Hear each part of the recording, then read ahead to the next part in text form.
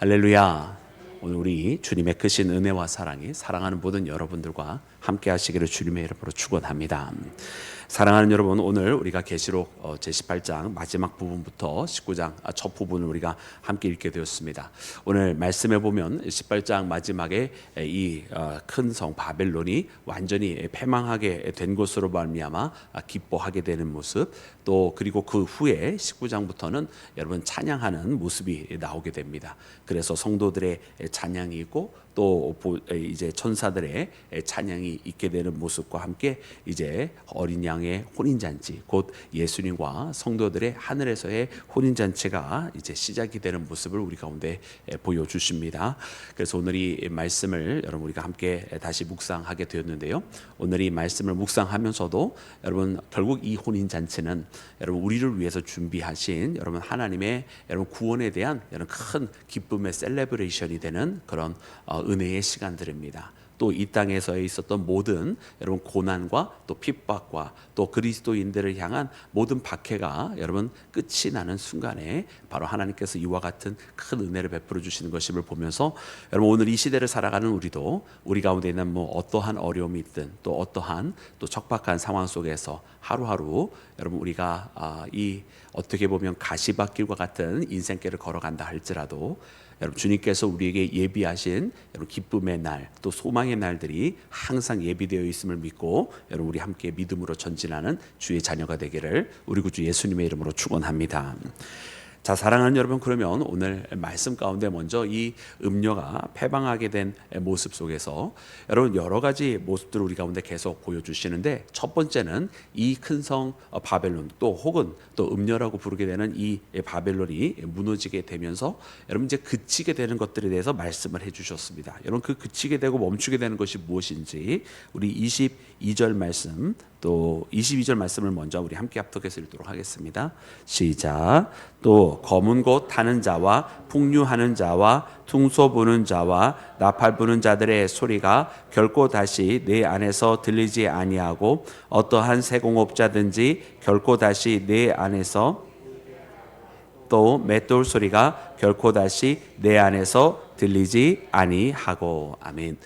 여러분 이 말씀은 어떠한 것들에 대해서 말씀을 우리에게 전해주고 계시나요? 검은 것, 풍류와 또 퉁소 부는 자, 여러분 여러 가지 나팔 부는 것, 여러분 이 모든 것들은 다 말씀을 통해서 우리가 이렇게 본 것처럼 여러분 세상의 향락과 또 유흥과 또 이런 여러 가지 일들에 대해서 말씀을 해주십니다. 그 모든 것들이 다 어떻게 됐느냐? 멈춰지게 되었다. 또 세공업자라든가 여기에 맷돌 가는 소리라든가 여러분 이런 것들이 다 무엇입니까? 세상에서 일하게 되는 일들입니다.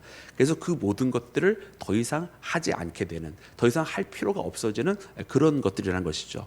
그러니까 이제 흘러가는 시간 속에서 우리가 살기 위해서 행하는 모든 일들, 또 그 살아가면서 행하게 되는 희노애락 중에 특별히 기뻐하는 그런 모든 일들이 다 이제 이 땅에서의 일들, 땅에서의 기업들, 땅에서의 사업들은 다 멈추어지게 되는 것을 보게 됩니다. 그리고 또 그 말씀이 이어지는데 여러분 23절 말씀인데요. 우리 23절도 함께 읽도록 하겠습니다. 시작. 등불빛이 결코 다시 내 안에서 비춰지지 아니하고 신랑과 신부의 음성이 결코 다시 내 안에서 들리지 아니하리로다. 너의 상인들은 땅의 왕족들이라. 내 복술로 말미암아 만국이 미혹되었도다. 아멘. 아멘. 여러분 그래서 일을 하는 과정 가운데 또 특별히 신랑과 신부의 음성도 들리지 아니한다, 이렇게 말씀을 해주고 계세요. 그래서 이것은 살아가는 이야기, 우리 인생들이 살아가고 있는 그런 이야기 속에 바로 이런 것들까지도 다 멈춰지는, 그래서 일하는 것, 또 사람들이 향락을 즐기고 싶어하는 것, 또 인생의 대소사를 거치면서 살아가는 그런 모든 것들이 다 멈춰지게 되었다, 이런 말씀을 해주세요. 그런데 여러분 이 말씀 가운데 마지막 말씀이 참 중요하고 우리가 놓치지 말아야 될 것인데, 이 말씀에 뭐라고 되어 있습니까? 너희 상인들은 땅의 왕족들이라 그랬어요. 이 상인들은 우리가 어제부터 여러분 그 거슬러 올라가서 말씀을 묵상하면 여러분 누구였습니까? 이 상인들이 음료의 죽음으로 말미암아 애통해하는 자들 아니었습니까? 그들은요 신실하게 살아가는 사람들이 아니었어요. 또 그들이 부를 챙기는데 정직한 부를 챙기는 사람들도 아니었어요. 그들은 할 수만 있다면 사람들의 영혼까지도 파는 자라고 우리가 18장 13절 말씀을 통해서 이미 발견한 것입니다. 그래서 이와 같은 이 악독한 상인들, 그저 재물이라고 한다면 수단도 가리지 아니하고 사람의 영혼까지도 팔던 이 자들이 음료와 바벨론의 무너짐과 함께 자기들도 한 시간 만에 다 패망하게 되어지는데, 이 마지막 멸망은 그들에게 더 이상 모든 것이 그 미래가 보장되지 아니하는, 즉 여기서 모든 것들이, 살아가는 모든 것, 인생의 모든 것, 그 모든 것들이 멈춰지게 되는 것이고, 또한 마찬가지로 여러분, 이 사건은 언제 벌어지는 것이냐? 일곱째 대접 재앙이 부어지는 그 사건 가운데 여러분 벌어지는 사건들입니다. 더 이상 이후에 또 다른 사람들의 인생의 역사라고 하는 것이 진행이 되는 것이 아니라, 이제 이 사건 이후로 그리스도와의 혼인잔치가 이루어지고 땅의 역사가 끝나게 되는 시간입니다. 그리고 천년왕국이 시작이 되는 이 시간이기 때문에 주님께서 여러분 이와 같이 말씀을 하시는 거예요. 세상에 있는 모든 것들이 끊어지고, 세상에 있는 모든 역사들이 끊어지고, 또 거기에서 이와 같이 되어지는 것, 특별히 땅의 왕족들이, 이렇게 상인들이 이렇게 되어지는 것은 그들이 미혹하였다. 근데 이 미혹의 그러면 주제가 무엇이었습니까? 여러분, 그들이 무엇 때문에 이렇게 하였다라고요? 세상의 재물을 가지고 이렇게 하였다라는 것을 우리에게 알려주세요. 여러분, 그러므로 여러분 이 상인들로 표현이 되어지면서 음녀와 결탁한 세력, 음녀에게 이것을 얻기 위해서, 이 악한 재물을 얻기 위해서 거기에 기꺼이 머리를 조아렸던 자들의 패망을 우리 가운데 보여주시는 것임을 말씀을 통해 발견하는 나와 여러분이 되기를 주의 이름으로 축원합니다. 그래서 결국 어저께 우리가 말씀을 읽었던 것처럼 허망한 부를 갈구하였던 자들의 마지막, 또 세상의 것을 구하였던 자들의 마지막에 대해서 다시 한번 말씀을 해주십니다. 그런데 이것과 대비되는 것이 한 가지가 오늘 말씀에 기록이 되어 있는데, 그것이 바로 24절 말씀에 나와 있어요. 그리고 이 말씀을 12장에서 그들의 입은 옷으로 다시 한번 표현을 해주고 계시는데, 우리 24절 말씀을 함께 합독해서 읽겠습니다. 시작. 선지자들과 성도들과 및 땅 위에서 죽임을 당한 모든 자의 피가 그 성 중에서 발견되었느니라 하더라. 아멘. 여러분, 여기서 그 성은 우리가 아까 말했던 바빌론, 큰 여러분 음녀, 큰 성 음녀를 이야기하는 것입니다. 근데 그 성에 보니까 여러분 누구의 피가 있었다고 되어져 있어요? 선지자들의 피, 성도들의 피가 바로 그 바벨론에 있었더라라고 하는 것을 말씀해 주십니다. 여러분, 그러니까 여기에는 두 가지가 대비가 되고 있어요. 이 음녀 혹은 이 바벨론이라고 되어져 있는 이 사단의 세력과 결탁하여서 거기서 호의호식하고, 거기에서 여러분 그 음녀의 더러운 것을 이용해서 자기의 탐심을 채우고 있었던 그 상인들이라고 하는 존재, 오늘 말씀에 다시 땅의 왕족이라고 표현이 되어져 있는데, 세상 사람들이 가장 추구하는 그 재물을 추구하며 이 사단과 결탁한 세력이 있는가 하면, 반대로 이 부를 구하지 아니하고 먹고 살기 위한 것을 구하지 아니하고, 아니 인간의 근본적인 탐심을 구하지 아니하고 신앙을 지키기 위해서, 예수님께서 베풀어 주신 그 사랑과 그 믿음을 지키기 위해서 마지막까지 여러분 주님 앞에 그 신앙을 지키다가 죽음을 당한 자들, 예수 그리스도의 복음을 전하다가 여러분 거기에서 순교를 당한 자들의 피가 여러분 이 바벨론에 같이 있었더라라고 보여주십니다. 그래서 이 마지막 이 바벨론의 여러분 이 피망의 자리에서 여러분 주님께서는 우리에게 이 바벨론에 남겨져 있는 여러분 성도들의 순교의 피를 함께 보여주시면서, 보아라, 이들이 이제 이 순교자들의 피가 어떻게 되었는가, 이 피는 허망한 피가 아니었다라는 거죠.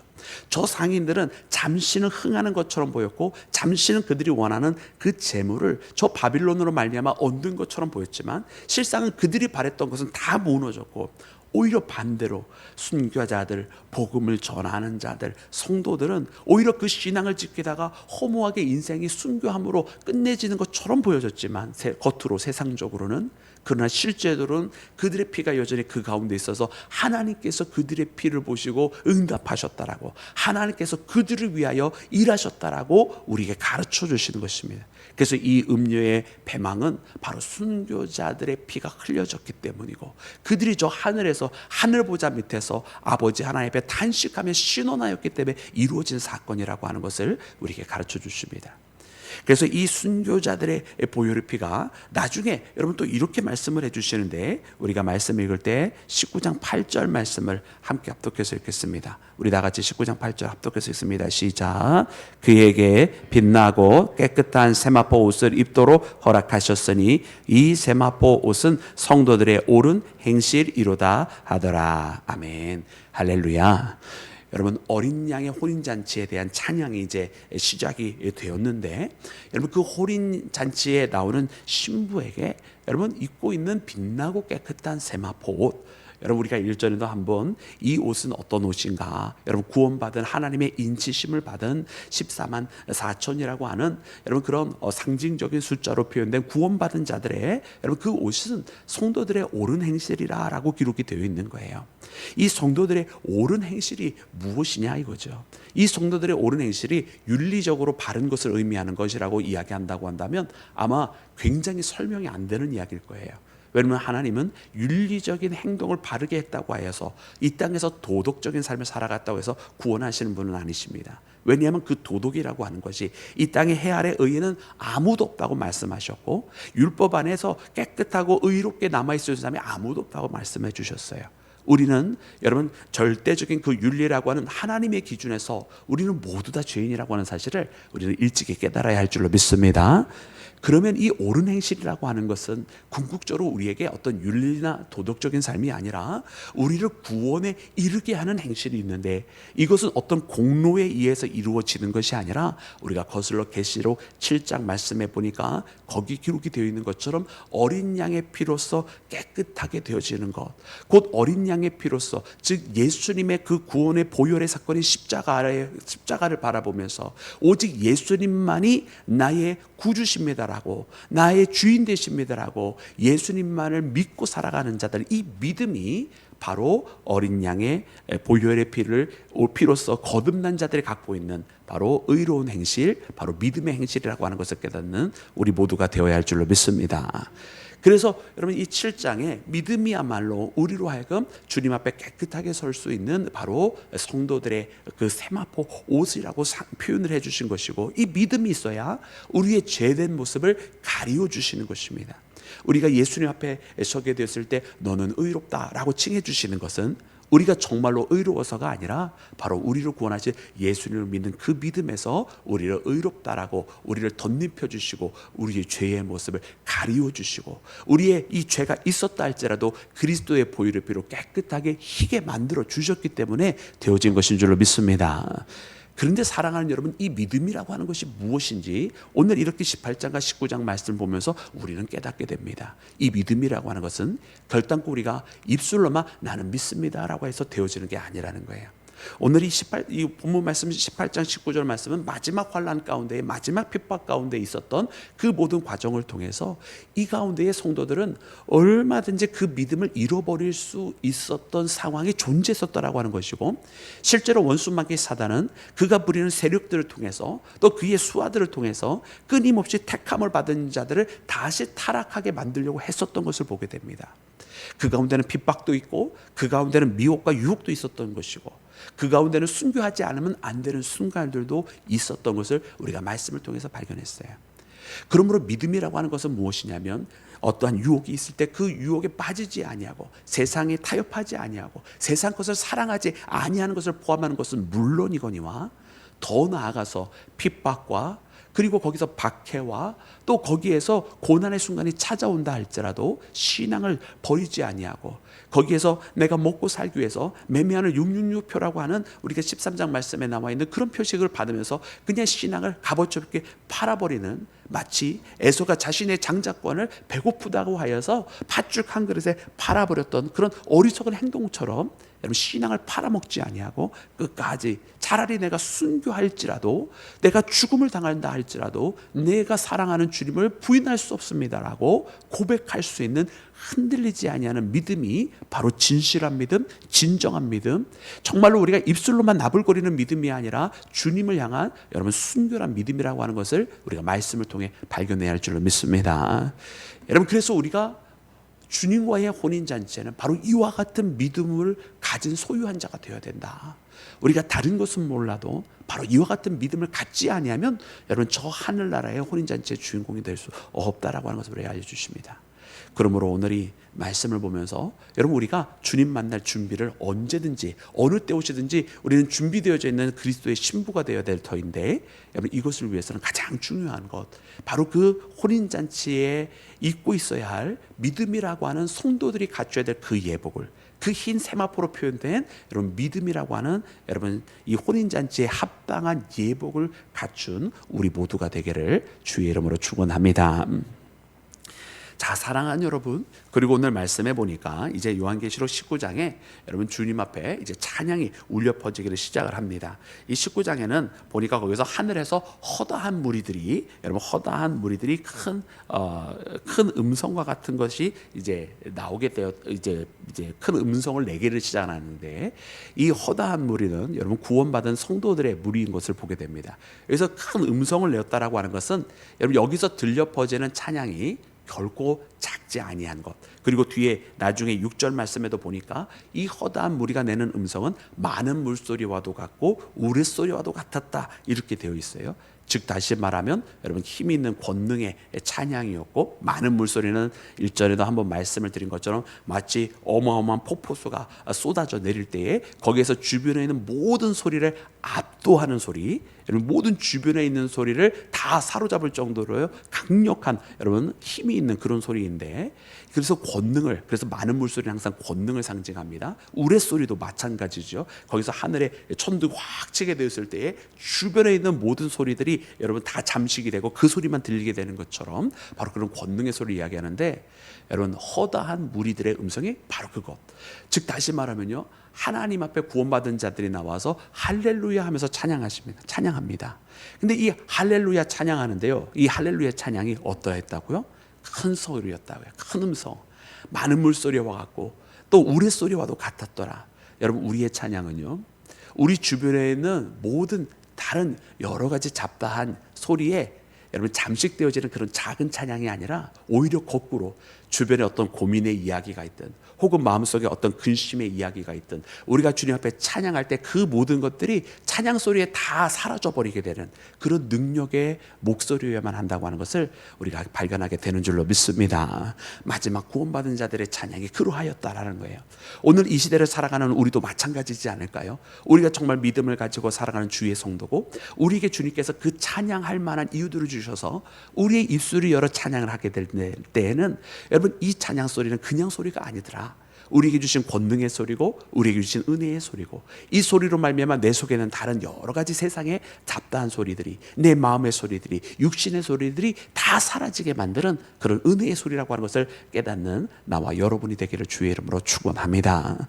그래서 이 소리로 할렐루야 하면서 찬양을 하는데, 여러분 모든 구원과 영광과 능력이 우리 하나님께 있도다 하면서 하나님을 찬양합니다. 그분은 구원의 하나님이십니다. 그리고 그 구원의 하나님은 무엇을 하셨느냐? 오늘 19장 2절 말씀에 보니까 그는 먼저 그 음녀를, 여러분 바벨론을 심판하셨다 되어 있어요. 우리 하나님은 분명 공의의 하나님이시고 하나님의 공의로 말미암아 이 심판이 이루어졌기 때문에, 여러분 이 심판이라고 하는 것은 하나님께 속하여지지 아니하는 자에게는 멸망이지만 하나님께 속한 자에게는 이 심판은 바로 구원이 되었습니다. 우리가 구약의 예언서들의, 이 선지서들에 나와 있는 그 많은 말씀들이 심판은 항상 두 가지 메시지를 동시에 가지고 있다고 그랬어요. 믿지 아니하는 자들에게는 멸망이지만 믿는 자에게는 구원이라고, 하나님께 속하여지지 아니하는 자들에게는 패망이지만 하나님께 속하여진 자에게는 승리라고. 여러분 그러므로 하나님의 심판이 우리 가운데 있을 때 여러분 우리는 기뻐하며 주님을 맞이할 수 있는 그런 구원받은 자, 하나님께 속한 자가 되기를 주의 이름으로 축원합니다. 또한 두 번째 할렐루야 하면서 찬송이 나기를 시작하는데 이렇게 고백을 했어요. 여러분 이 말씀 우리가 함께 읽기를 원합니다. 우리 5절 말씀입니다. 우리 다 같이 합독합니다. 시작. 보좌에서 음성이 나서 이르시되 하나님의 종들 곧 그를 경외하는 너희들아, 작은 자나 큰 자나 다 우리 하나님께 찬송하라 하더라. 아멘. 여러분 하나님 앞에 찬양은 여러분 작은 자나 큰 자나 다 하는 것입니다. 여러분 이것은 구원에 대한 이야기예요. 지금 이제 음료 바벨론이 심판을 받았습니다. 그리고 이제는 정말 어린 양의 혼인잔치가 준비가 되어지는 것입니다. 그럼 그때 여러분 우리의 찬양이 넘치게 하라는 거예요. 하나님을 경외하는 너희들아, 작은 자나 큰 자나 다 하나님께 찬양하라. 여러분 오늘 우리가 바로 그 가운데 있어야 할 줄로 믿습니다. 우리가 구원받은 자고, 그러므로 구원받은 자에게는 또 다른 여러분 어떤 이 가르는 혹은 뭐 나누는 그런 여러분 이유들이 있을 이유가 없습니다. 우리는 다 구원받은 자라고 하는 이유만으로 우리가 다 하나님의 자녀인 것이고, 거기에는 어떤 세상적인 계층이나 갈등이 존재하지 않습니다. 오직 모두가 다 하나님을 찬양하는 자들이고 하나님의 은혜로 말미암아 구원받은 자라고 하는 사실을 다시 한번 깨닫는 나와 여러분이 되기를 주의 이름으로 축원합니다. 여러분, 그리고 마지막으로 우리가 함께 읽었었던 그 이제 성도들의 그 옳은 행실이라고 하는 여러분 그 혼인 잔치에서의 예복을 보여주시기 전에 먼저 때에 대한 말씀을 우리에게 해주셨는데요. 우리 그 말씀을 함께 읽을 때 우리 7절 말씀 함께 합독해서 읽겠습니다. 시작. 우리가 즐거워하고 크게 기뻐하며 그에게 영광을 돌리세. 어린 양의 혼인 기약이 준비하였으므로. 아멘. 여러분, 이 마지막 혼인잔치는 기약이 다 다르게 되었을 때에 이루어지는 사건입니다. 그러니까 여러분 이 혼인의 기약이라고 하는 것은 항상 어떤 개념이냐면 약속이 있고 그 약속의 때가 되어졌다라고 하는 의미잖아요. 그래서 우리나라에서도 옛날에는 약혼식을 많이 하고 그 다음에 이제 결혼식을 이렇게 했는데, 요즘에는 이제 약혼식이 많이 생략이 되었습니다만은 여러분 이 유대 문화에서도 혼인이라고 하는 것은 항상 그 약혼과 결혼이라고 하는 이 분명한 두 개의 날이 존재했었습니다. 그래서 이 결혼을 이루기 전에 약혼의 그 시간들이 굉장히 중요한데, 이 약속은 어떻게 이루어지냐면 신랑이 신부의 아버지에게 찾아와서 그 신부의 아버지에게 자기에게 아내 될 이 신부 아버지의 그 딸을 달라고 이제 요청을 하게 됩니다.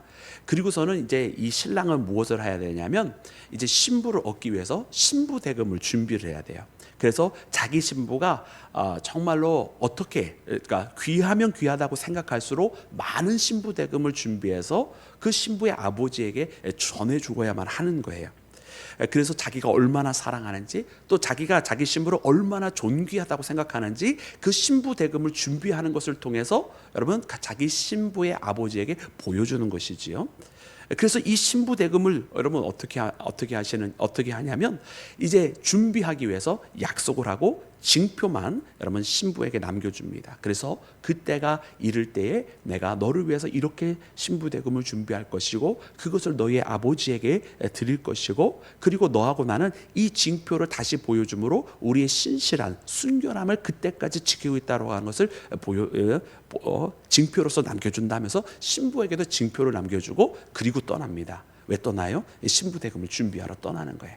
그리고 이제 여러분 다시 돌아오게 되는데, 여러분 도적과 같이 임하는 거예요. 그날은 미리 어느 때 내가 오겠다 결혼식 날 알려주는 것이 아니라 언제든지 이 신부의 대금이 준비되어지면 그때 이제 신부를 찾아러 오는 거, 이제 신부를 얻으려고 이제 오는 것이고, 그리고 이제 여러분 결혼식이 시작이 되는 것이고, 이 신랑이 올 때 신랑이 바로 이제 준비되면 오지만은 이 신랑이 올 때 아무것도 준비가 안 돼 있으면 안 되잖아요. 그래서 보통은 신랑의 친구들이 빨리 신랑이 오는데 신랑보다 더 막 뛰어서 앞서가서 그 신부의 집에다가 알려줘서 신랑이 온다 이렇게 알려주는 거예요. 그러면은 그 이제 신랑보다 먼저 빨리 왔던 그 신랑의 친구들 때문에 이제 그 결혼식이 혼인잔치가 준비되어서 이제 혼인잔치가 시작이 되는데, 여러분 이것이 기본적으로 유대 문화가 갖고 있는 여러분 결혼에 대한 이 그 기본적인 마인드입니다. 여러분 여기서 보면 우리가 예수님께서 우리에게 베풀어 주신 이 구원의 시간표에 대해서 깨닫게 돼요. 여러분 혼인의 기약이 이르렀다라고 이렇게 표현을 해주시는데, 이 혼인의 기약이 이르렀다고 하는 결국 무슨 뜻입니까? 예수님께서 징표로 주시고 내가 너를 위해서 신부대금을 치르고 그때가 다 되었다라고 하는 것을 알려주시는 거예요. 근데 여기에서 여러분 그 대금이라고 하는 것은 우리가 성경적으로 두 가지로 우리가 이제 볼 수가 있는데, 첫 번째로는 우리를 구원하신 그분의 보혈의 피 자체가 사실은 이미 존귀한 여러분 신부를 얻기 위한 가장 귀한 것, 어떻게 보면 우리를 사랑하신다고 표현한 것이 여러분 그냥 입술로만 한 것이 아니라 자기의 목숨과 생명을 다해서 우리를 사랑해 주신 거 아니에요? 우리가 얼마나 우리를 사랑하시고 얼마나 우리의 가치를 높이 보셨으면 여러분 하나님의 아들이 그분의 모든 것을 다해서 우리를 구원하시려고 십자가에서 자기의 생명을 내려놓았겠습니까? 하나님의 아들의 그 생명은 그 어떠한 죄보다도 그 어떠한 여러분 사망의 권세보다도 큰 것이기 때문에 여러분 누구든지 예수 그리스도를 믿는 자는 죄와 사망에 빠지는 것이 아니라 주께서 우리를 구원하시는 그 혼인잔치에 이르게 되는 것인 줄로 믿습니다. 그렇게 이미 신부대금이 충분하게 치르러졌는데 여러분 마치 여러분 처음에 초림하셔서 우리 가운데 오시고 또 이제 승천하시면서 말씀하신 것이 다시 오리라고 이야기해 주시잖아요. 성도들에게 다시 오시라. 이 다시 오리라고 하는 것이 마치 이제 약혼하고 다시 이제 혼인잔치가 있을 그 잔치의 날이 따로 있다라고 알려주시는 거예요. 그래서 그 잔치까지 따로 이제 벌어지게 될 나후의 진정한 잔치가 유대의 절기 속에는 이제 초막절에 담겨져 있는 것이고, 그 마지막 잔치가 오늘 우리가 성경적으로는 이 요한계시록에서 구원받은 성도들이 저 하늘나라에서 어린 양과의 혼인잔치가 이루어지는 것입니다. 그래서 그날이 도적과 같이 임하는 거예요. 언제든지 주님 다시 오신다고 하시면 오시는 것인데, 다만 우리가 이 성경적인 구원의 그 시간표 속에는 그 신부 대금이라고 하는 것은 이미 자기의 목숨으로 먼저 치루어 주신 것뿐인 거죠. 근데 여기서 아주 중요한 개념을 한 가지 놓치면 안 되는 것이 무엇이냐면, 신랑이 약혼식 때 신부에게 징표를 먼저 주고 떠났다고 그랬어요. 그죠? 그리고 신부는 이 징표를 잘 간직해야만 해요. 자기가 신랑을 신실하게 기다리고 있었다라고 하는 그 표식이기도 하고요. 여러분 그것이 바로 무엇입니까? 그것이 바로 자기가 오늘 이 신랑을 기다리면서 변절하지 아니하는 신부의 순결함을 지켜야 되는 것입니다.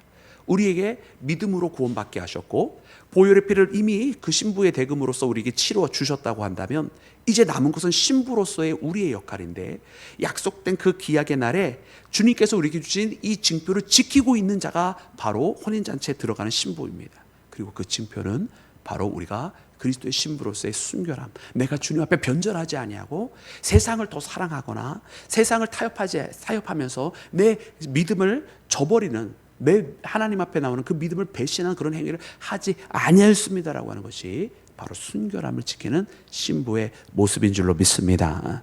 그러므로 사랑하는 여러분, 혼인의 기약이 이르렀다라고 하는 이 말씀이 바로 예수님께서 가셨다가 다시 오시는 순간이 된 것이고, 그리고 다시 오시는 그 순간에 그 아내가 무엇을 준비했어요? 자신을 준비하였다 그랬어요. 그죠? 그래서 말씀에 이어지는 것이 8절 말씀에 빛나고 깨끗한 세마포, 곧 그것이 성도의 옳은 행실이라고 되어 있는데, 바로 믿음의 순결함을 지켜서 마치 약혼식 때 받았던 그 징표를 이 결혼과 혼인잔치의 날까지 여러분 순결하게 지키고 있었다고 하는 것을 우리에게 보여주는 것입니다. 그러므로 오늘 이 말씀은요, 오늘 이 시대를 살아가는 우리 성도들에게 분명하게 전해주는 거예요. 너는 그 처음 그 순결함, 그 혼인잔치의 신부로서의 징표를 가지고 있느냐고. 그 징표는 다름 아니라 너의 변하지 아니하는 그 믿음인데 그것을 갖고 있느냐 물으시는 거예요. 여러분, 그래서 오늘 이 말씀을 우리가 들으면서 여러분 그리스도의 신부로서의 여러분 그 징표, 여러분 순결한 믿음, 여러분 우리가 잃지 아니하고 여러분 주님 앞에 나가서 마지막 주님의 혼인잔치의 주인공이 되는 나와 여러분이 되기를 주의 이름으로 축원합니다.